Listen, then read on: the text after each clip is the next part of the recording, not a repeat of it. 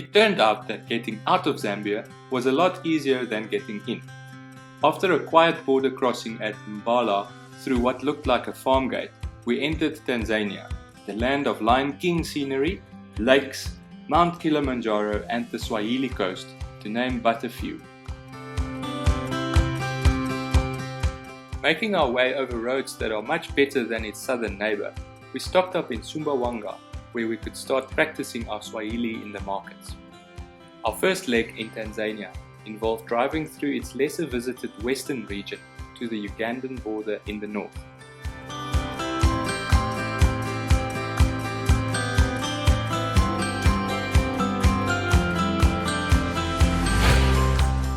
Lake Tanganyika borders the country's western border, and our first stop here was Lakeshore Lodge.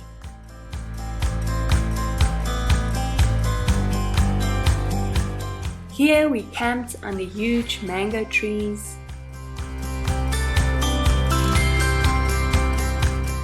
saw beautiful palm nut vultures, caught and released some of the lake's beautiful cyclid fish species,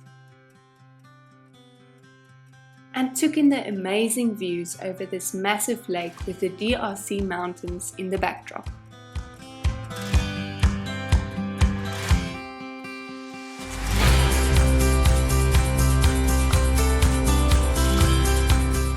From here we drove further north to the Katavi National Park, one of Tanzania's least visited parks.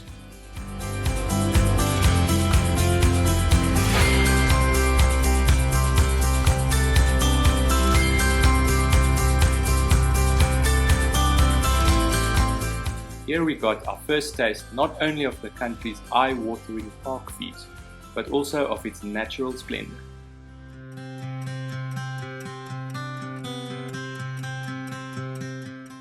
This relatively small park comprises a large variety of landscapes, including a beautiful river, game-rich plains, wetlands and palm tree glades.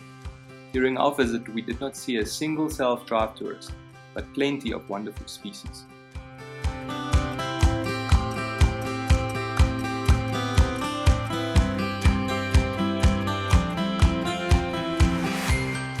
Here we saw Maasai giraffes, with their shaded patches much more irregularly shaped than their southern cousins.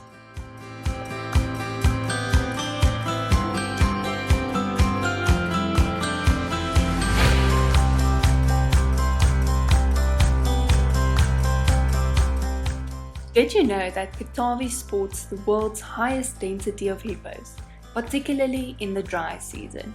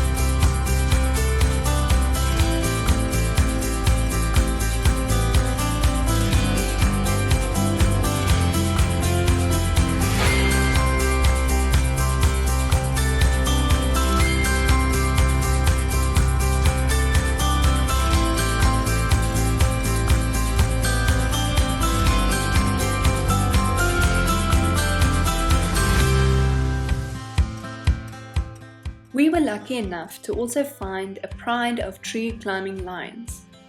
Lions that awkwardly climb trees is a thing in East Africa, and many believe they do it attempting to escape the constant irritation of tsetse flies.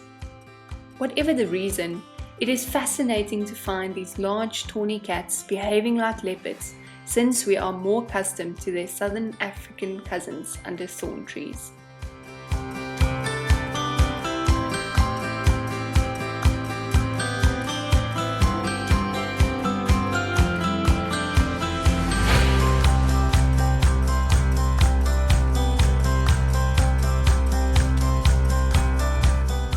Katavi quickly became one of our favorite parks because of its fantastic scenery, diversity, and its underdog status.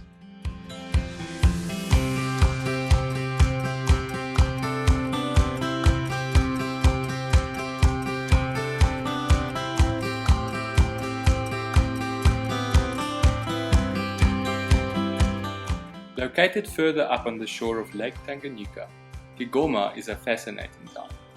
Here you will find the world's oldest passenger ship with the most interesting history, the site where Stanley met up with Livingstone, and the Gombe Stream's mountain forest where Jane Goodall did her groundbreaking studies with chimpanzees in the 60s.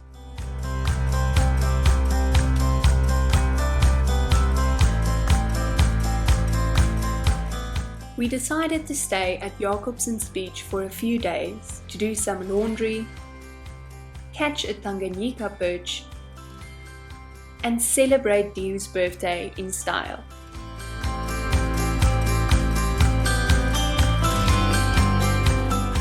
From here we headed north, encountering all sorts of interesting traffic on the way, such as overloaded buses, bikes carrying bananas, and even bikes carrying bikes, until we reached Bukoba on the shore of another great lake, Lake Victoria.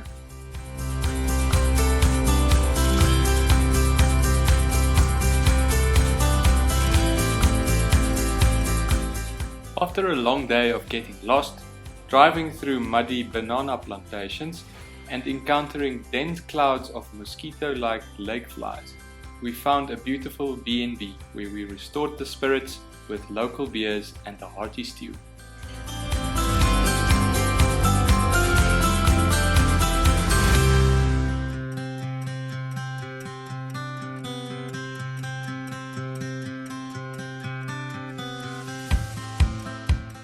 Western Tanzania is a beautiful region that deserves to be visited by much more tourists.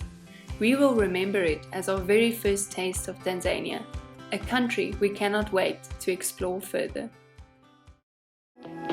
Here are some trip tips for Western Tanzania. For more information, click on the blog link in the description below. Join us next time as we head into the Pearl of Africa, Uganda.